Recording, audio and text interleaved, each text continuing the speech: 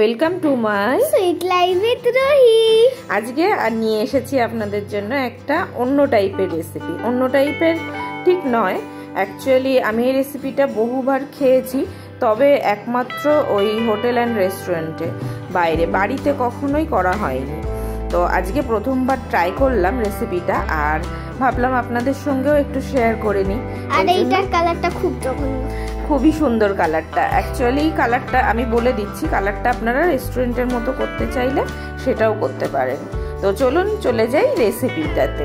আর প্রথমেই বলে রাখি, এটাই কিন্তু আমার প্রয়োজন দুধ কচুর পাতা, কিংবা এটাকে অনেকে পদ্ম কচুর পাতাও বলে থাকেন, সাদা পদ্ম কচুর পাতা। আর ওই যে কচুর শাকটা আমরা খাই, মানে কচুর ডাঁটি অনেকে বলেন, আমরা কচুর শাক বলি, তো ওই কালো কচুর পাতাটা কিন্তু দেবেন না, বা মান কচুর পাতাটা দেবেন না। আর বন্ধুরা, একটু আমার সাইডে একটু কনস্ট্রাকশনের কাজ চলছে, সেই জন্য হয়তো টুকটাক আওয়াজ আসতে পারে, তো সেটাকে প্লিজ একটু ইগনোর করবেন। আমি প্রথমে বলে নিই, এখানে আমি কচু পাতাটার ওই শিরাগুলো, কিন্তু পাতার যে শিরাগুলো থাকে, আর ডাঁটিটা তো বাদ দিতেই হবে, আর ওই শিরাগুলোও কিন্তু খুব ভালো করে বাদ দিয়ে নিয়েছি। আর এটা বাদ দিতে কিন্তু আমার প্রচুর সময় লেগেছে, সেই জন্য আমি পাতাটা কুচিয়ে নিইনি, তবে পাতাটা একটু কুচিয়ে নিলে সেদ্ধটা কিন্তু তাড়াতাড়ি হয়ে যায়। আর আমি এখানে একটু জল দিয়ে পাতাগুলো কিন্তু সেদ্ধতে বসিয়ে দিয়েছি। আর এদিকে বলে দিই আমি কি নিয়েছি। আমি এখানে নিয়েছি, প্রথমেই সব মশলাগুলোকে আমি কিন্তু বেটে নিয়েছি। আচ্ছা, লাগবে আমার একটু কালো জিরে, নারকেল কুড়ে আবার বেটে নিয়েছি, লঙ্কা বাটা, আর নিয়েছি এখানে পোস্ত বেটে নিয়েছি, আর একটু সর্ষে বেটে নিয়েছি। আর অবশ্যই লাগবে চিংড়ি মাছ নুন হলুদ মাখিয়ে রেখে দিয়েছি, আর নুন হলুদ আর লাগবে সর্ষের তেল, যেটা অনেকখানি লাগবে, কারণ কচু ঘেঁচুতে একটু তেল বেশি লাগে, আপনারা সবাই জানেনই, সেই জন্য আমি বললাম যে তেল বেশ অনেকখানি লাগবে। আপনারা সেটা প্রয়োজন মতো দেখে একটু নেবেন। আমার এখানে পাতা অনেকটাই ছিল, সেই জন্য কিন্তু তেলটা আমি মোটামুটি বড় কাপের 1 কাপ মতো তেল দিয়েছি, আপনাদের দেখিয়ে দিলাম। এইবারে আগেই দেখালাম যে জলটা ফুটে গেলে জলের মধ্যে একটু নুন দিয়ে তারপরে কচু পাতাটা দিতে পারেন, তাতে ভালো করে নুনটা বেশ মেশে। তবে আমি এখানে দিইনি, আমি পরেই দেবো বলে সেই জন্য আগে আর দিইনি।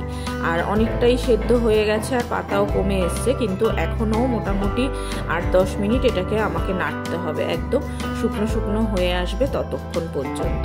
তারপরে আমি কিন্তু জলটা ছেঁকে নেব। আপনারা চাইলে জলটা না ছেঁকলে গ্যাসের মধ্যেই আপনারা জলটা কমিয়ে নিতে পারেন। এখানে অনেকটা জল বেরিয়েছে, এতটা জল শুকানো সম্ভব নয়, এটা প্রায় আধ ঘন্টা টাইম লেগে যাবে, সেই জন্য কিন্তু আমি একটু জলটা স্ট্রেনারে ছেঁকে নেব, তারপরে আমি মেন রান্নাটায় আবার যাব।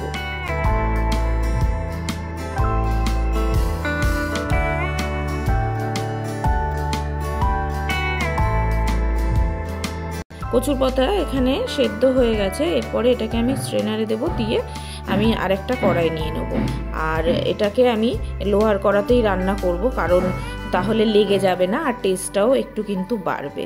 কড়াইয়ে তেল দিয়ে তেলটা গরম হতেই আমি চিংড়ি মাছগুলোকে ভেজে নেব। তবে চিংড়ি মাছ ভাজার সময় সব সময় মাথায় রাখবেন, চিংড়ি মাছের যেন বেশি ভাজা না করেন, তাহলে কিন্তু টেস্টটা নষ্ট হয়ে যাবে খুব বেশি ভাজলে। জাস্ট একটু এদিক ওদিক করে চিংড়ি মাছটা নিয়ে নিতে হবে। আর আমার এখানে চিংড়ি মাছটা একটু বড় সাইজের হয়ে গেছে, যদি আপনারা একটু ছোট সাইজের পান তো এটা খেতে, কচু শাকটা খেতে ভীষণ ভালো লাগে আরও বেশি, তো এটাতেও টেস্ট হবে, কিন্তু মাছটা একটু ছোট হলে ভালো হতো। তো কথা বলতে বলতে আমার এখানে মাছ ভাজা হয়ে গেছে, এরপরে আমি কড়াইয়ে কিন্তু আরেকটু তেল দিয়ে দেব। তেল দিয়ে আরেকটা জিনিস আমি নতুন শিখেছি, কোনো একটা চ্যানেলে দেখেছিলাম আমি, ওনারা ফোড়নটাকে স্ট্রেনারে করে বা ছাকনায় করে নিয়ে প্রথমে গন্ধ বেরিয়ে গেলে এই কালো জিরেটা, তারপরে ওটাকে ধরে ফেলে দিচ্ছে, কারণ সত্যি একটু মুখে ফোড়নগুলো আসলে কেমন লাগে। আর এটা যেহেতু একদমই স্মুথ হচ্ছে রান্নাটা, সেই ক্ষেত্রে কালো জিরে মুখে গেলে একটু ডিস্টার্ব হবেই, আর খেতে ভালো লাগবে না, সেই জন্য আমিও এইরকমই পদ্ধতি অবলম্বন করলাম। এরপর তেলের মধ্যে কচুর পাতাটা দিয়ে দিলাম, দিয়ে কিন্তু অনেকক্ষণ ধরে নাড়তে হবে এই কচুর পাতাটা। আর নাড়ার সময় খুন্তি দিয়ে একটু আপনারা চেপে চেপে দেবেন, যাতে যতটা মসৃণ হবে ততটাই বেশি খেতে সুন্দর হবে। আর এই পাতার মধ্যেই আমি এইবারে দিয়ে দেবো হলুদ, তারপরে দিয়ে দেবো আমি নুন। আমি কিন্তু শাকের মধ্যে একটু হলুদ দিই, আর কারণ এটা আমার দিদা বলতো শাকে একটু হলুদ দিতে হয়, অনেকে ব্যবহার করেন না, সেটা আলাদা ব্যাপার, কিন্তু আমি একটু দিই। আর আপনাদের প্রথমেই যে বললাম না কালারটা রেস্টুরেন্টের মতো সাদা সাদা হবে, তো ওই সাদা সাদা করার জন্য আপনারা যখন কচু শাকটা সেদ্ধ করবেন তখন কিন্তু আপনারা ঢাকা দিয়ে দেবেন, তাহলে রঙটা ওই রেস্টুরেন্টের মতো সাদা সাদাই হবে, এইরকম এক ডিপ গ্রিন হবে না। এরপরে আমি চিংড়ি মাছটা দিয়ে নাড়াচাড়া করব। তো বেশ অনেকক্ষণই নাড়তে হচ্ছে, এক একটা স্টেপে এক একটা জিনিস দিয়ে। চিংড়ি মাছটাকেও বেশ খানিকক্ষণ নেড়ে আমি এরপরে কাঁচা লঙ্কা বাটাটা দিয়ে দেবো। কাঁচা লঙ্কাটা আপনারা চিড়েও দিতে পারেন কিংবা সর্ষের সঙ্গে বেটেও দিতে পারেন, কিন্তু আমি এখানে আলাদা করে বেটে নিয়েছিলাম। এরপরে নারকেল দিয়ে দেবো। নারকেলটা দিয়ে কিন্তু বেশ খানিকক্ষণ নাড়তে হবে, যতক্ষণ না নারকেলটা ভাজা ভাজা গন্ধ আসে। আমার এখানে কালারটার কথা বলছিলাম, আমি ঢেকে করিনি, আমার কিন্তু সাদা সাদা তরকারি ভালো লাগে না, আমার একটু কালারিংই ভালো লাগে, সেই জন্য আমি ঢাকিনি।